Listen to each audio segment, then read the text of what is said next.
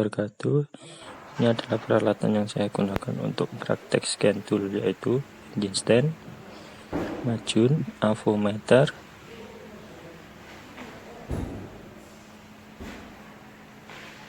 aki, pertalite sebagai bahan bakar, terus toolbox 1 set, dan alat scanner merek G-Scan.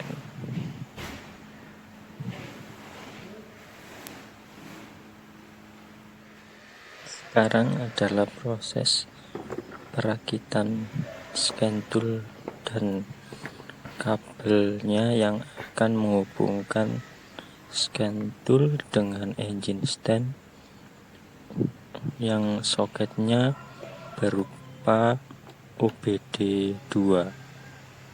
Nah, ini kabel dipasang ke scan toolnya. Setelah terpasang, kita bawa ke engine stand. Nah, ini kabelnya dihubungkan ke soket di engine stand atau soket OBD2 pada engine stand. Nah, ini kabelnya saya pasang di soket OBD2. Setelah terpasang kuat, sekarang saya nyalakan alat scan toolnya. Kita tunggu prosesnya sampai alat scan toolnya menunjukkan menu. Nah, menu-menu sudah muncul. Sekarang kita menyalakan engine stand-nya. Kita start mesinnya. Setelah mesin nyala, di sini milnya mati, berarti tidak ada trouble. Sekarang kita lakukan penyegenan. Ini cara untuk menyegen, yaitu pilih menu diagnosis. Nah, sekarang pilih mobil Toyota, karena engine stand saya Yaris. Pilih soket 16 pin, pilih internasional,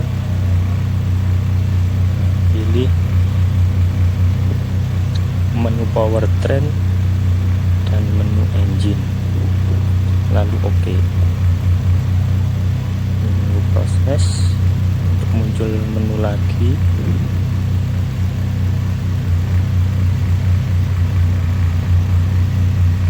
Nah, di sana sudah muncul menu, ada DTC, berarti men-scan trouble code, sama ada menu data strip. Sekarang kita coba DTC-nya.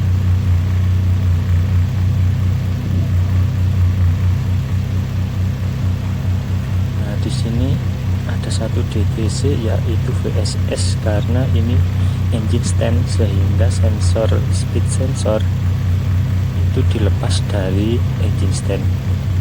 Sekarang kita cek untuk data stripnya.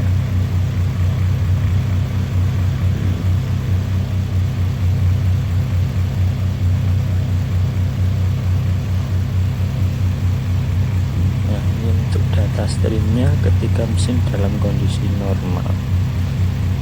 Bisa kita lihat berapa data yang muncul.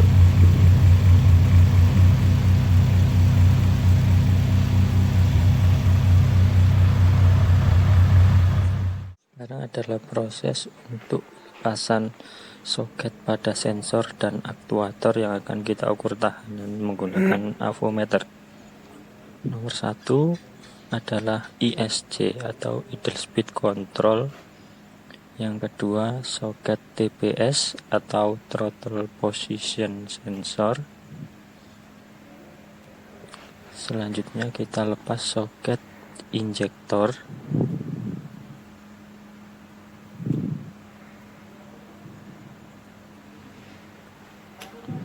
Lalu kita lepas soket untuk WTS atau water temperature sensor.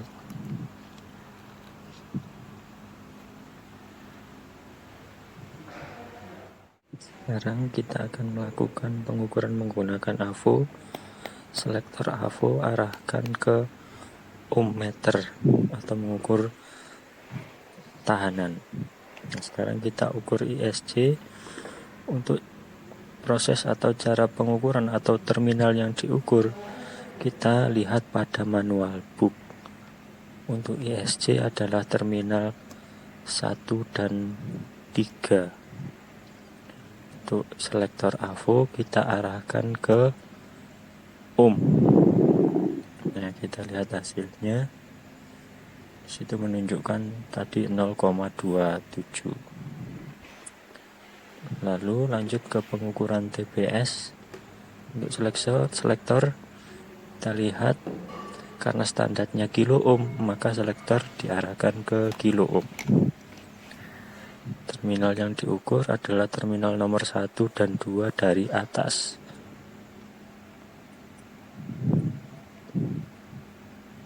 Nah, sekarang kita lihat hasilnya. Situ menunjukkan angka 2,76 kilo ohm. Nah, lanjut kita lakukan pengukuran pada WTS atau water temperature sensor. Ini untuk selektornya tetap di kilo ohm karena standarnya pada buku manual adalah kilo ohm.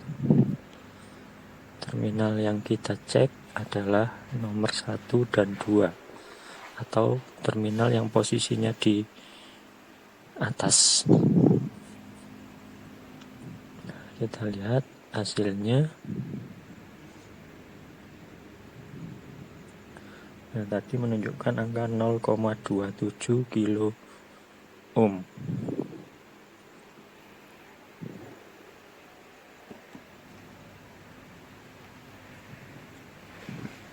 Lalu kita lanjut lakukan pengukuran lagi pada injektor.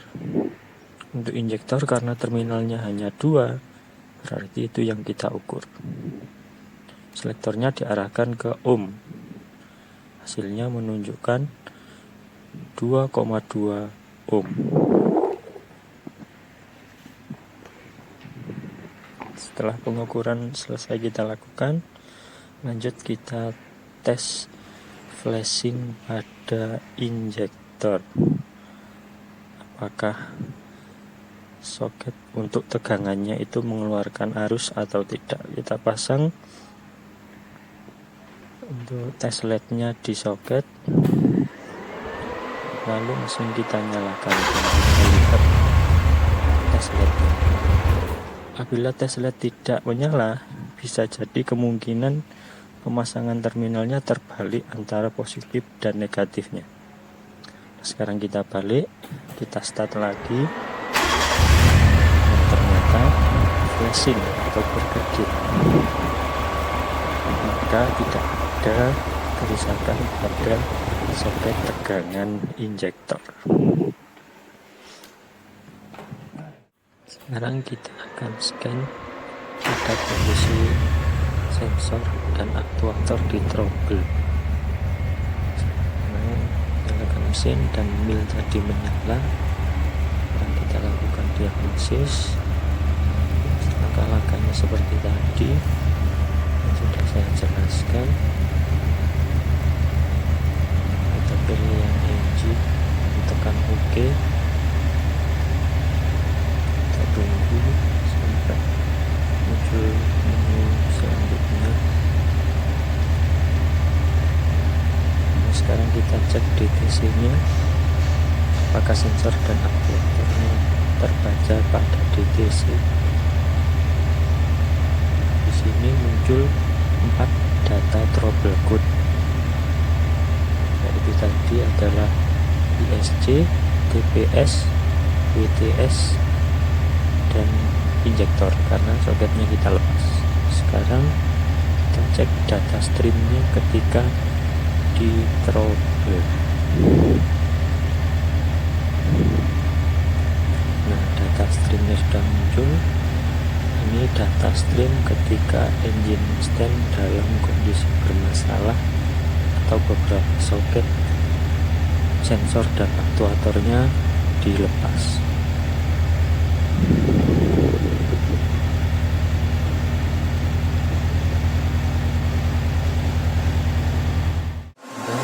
Proses pemasangan soket sensor dan aktuator. Sebelum kita hapus DTC-nya. Agar DTC tidak muncul kembali, maka soket-soket harus dipasang sehingga DTC tidak membaca adanya trouble pada engine. Tadi soket WTS sama injektor sudah kita pasang, sekarang soket ISC, dan yang terakhir adalah soket TPS.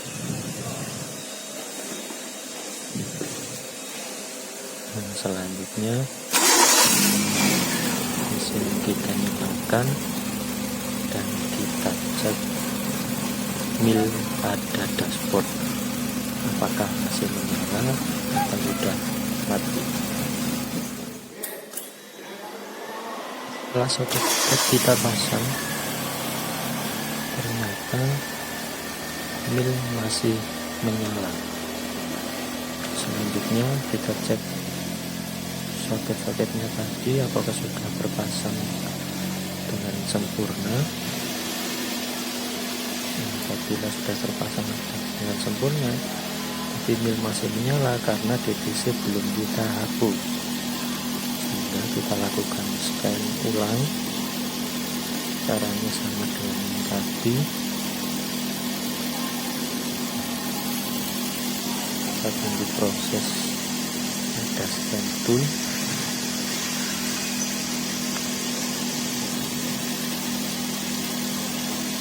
Kita cek DTC-nya.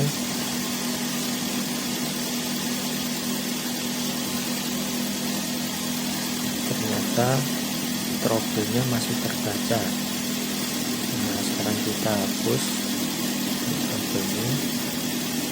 Apabila sudah terhapus semua, maka di DTC tidak terdeteksi dan mil pada dashboard sudah mati karena DTC sudah dihapus.